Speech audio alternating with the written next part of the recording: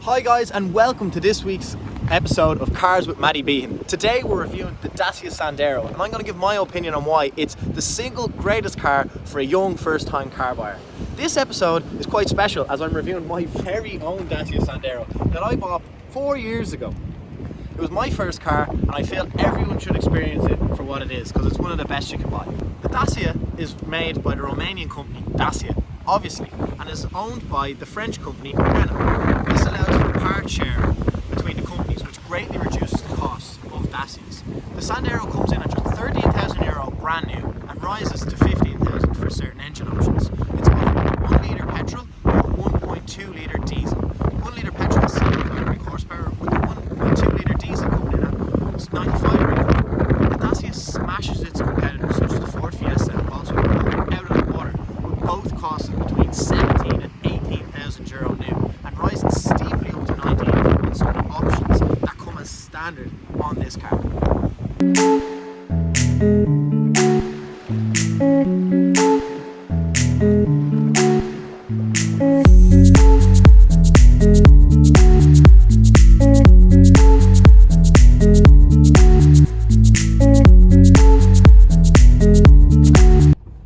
Now we're going to check out the interior of the Sandero. The first thing you notice when you get in is how much headroom you have. For someone who's 6 foot, I have loads of room. It's really comfortable seating position, and you have loads of leg room for both passengers in the front and in the back. This is excellent for a first time car because you're probably going to be driving around all your mates, and they can fit 5 comfortably. I've driven to Donegal and to music festivals with 5 people in the car, and we've had no issues and no one's been uncomfortable. One of the drawbacks of the Sandero being a budget car is how much hard, scratchy plastic you kind of have everywhere, which kind of rattles. There's no soft touch that you're kind of used to in Volkswagens and Fords, but being a budget car, it's kind of one of the things you have to learn to live with. The Dacia comes up trumps when it comes to standard technical features that people want when they're buying their first car. It has a Bluetooth and USB connective radio, which connects to the built-in car phone that lets you take and receive calls from the stock on the side of the steering wheel. And one of the coolest features that I find is it has full cruise control and speed limiter, which is a €500 option on its nearest rival, the Volkswagen Polo, and only available on the €19,000 model of the Volkswagen. The back of the Sandero is also excellent. I'm sitting here now with my seat adjusted to myself in the front, and I have loads of knee room and I have perfect headroom. Nice comfortable seats with adjustable headrest, and even if we had a 5th person sitting in here in the back, it'd be perfectly roomy. The boot is one of the best features of the Sandero. With a 320 litres of space, it punches way above its weight in its class. For example, the Ford Fiesta, which it directly competes with, only has a 290 litre boot. You can fit a full shop in no matter what, training gear or anything. And the seats fully fold down, so if you're driving on a long journey, for example, to a music festival, you can fit all your gear in, your tent, everything. And now we're going to go for a drive and talk about the performance of the Dacia.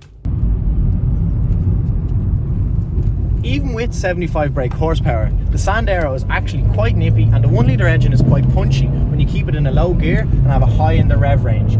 You can get up to a nice clip without ever having to worry about breaking the speed limit, and it'll easily do motorway cruising. The ride of the Sandero is quite comfortable. The suspension deals with everything pretty well, and even on a quite bumpy and gradiented and hilly road here, it soaks up everything quite nicely. One thing I notice is though, as you're going through the rev ranges and you kind of drop a gear, there's a lot of road noise coming from the tyres and from the engine. So that is one drawback. I find myself I'm constantly putting the radio up higher than I have to just to hear it. The Dacia is quite cheap to run, coming in €280 tax bracket, and can be insured for €2,000 for a first time buyer with no driving insurance, which is quite reasonable when you break it down. Then it's 45 miles to the gallon for the petrol and 62 miles to the gallon for a diesel, which is quite good, meaning you only have to really fill up if you're driving around the city once a month. All in all, let's talk about some pros and cons. The pros are really cheap price, comes with some great standard features, and has a really fun, punchy 1 litre engine. However, the cons that I find are it has a lot of cheap, scratchy plastic, again, as mentioned. Sometimes you find yourself lacking a bit of power if you're high in the revs, low in the revs and in a higher gear, and then the rattly noises and the really loud cabin when you're driving on a motorway or anyway up to speed, and then you have to keep putting the radio up. Thanks for watching, guys. This has been my review of the Dacia Sandero and why it's the best car for a young first-time buyer. As you can see, I'm recording this from the boot because it's just so roomy. Don't forget to like, share and subscribe. Thanks.